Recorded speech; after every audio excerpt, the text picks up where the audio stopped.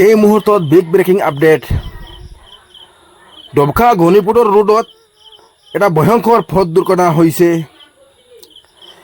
এই ছাত্ৰীগৰাকী হাজী আনফৰ আলী কলেজৰ ছাত্ৰী এজন নিহত হৈছে আৰু ছাত্ৰ এজন আহত হৈছে। ইতিমধ্যে ডবকা লাইফ কেয়াৰ হস্পিটেলত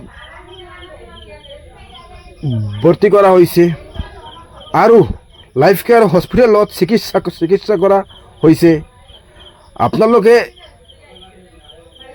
দেখি আছে এই দৃশ্যটো, ডবকা লাইফ কেয়াৰ হস্পিটেলৰ দৃশ্যটো আপোনালোকে দেখা পাইছে।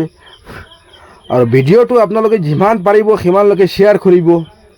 ভিডিঅ'টো শ্বেয়াৰ কৰিবলৈ আপোনালোকে পাহৰি নাযাব। আমি শুনামতে এখন স্কুটি আৰু এখন স্প্লেণ্ডাৰৰ বাইকৰ মুখামুখি। এই চাওক, যেগৰাকী ছাত্ৰী আহত হৈছে, এয়া চাওক আপোনালোকে, হাত এখন ভাঙি গৈছে আৰু বহুত সংকটজনক অৱস্থাত আছে। আপোনালোকে দুৱা প্ৰাৰ্থনা কৰিব যাতে আল্লাহ তাআলাই সুস্থ কৰে। যিগৰাকী ছাত্ৰ ইতিমধ্যে মৃত্যু হৈছে, চাওক আপোনালোকে, হোজাই হাম হস্পিটেলত ৰেফাৰ দিয়া হৈছে ইতিমধ্যে। এয়া চাওক আপোনালোকে, ইতিমধ্যে আপোনালোকে দেখা পাইছে এম্বুলেঞ্চো আহিছে। এয়া চাওক, ইতিমধ্যে খবৰ পোৱা গৈছে হোজাই হাম হস্পিটেলত ছাত্ৰগৰাকীৰ নিহত হৈছে।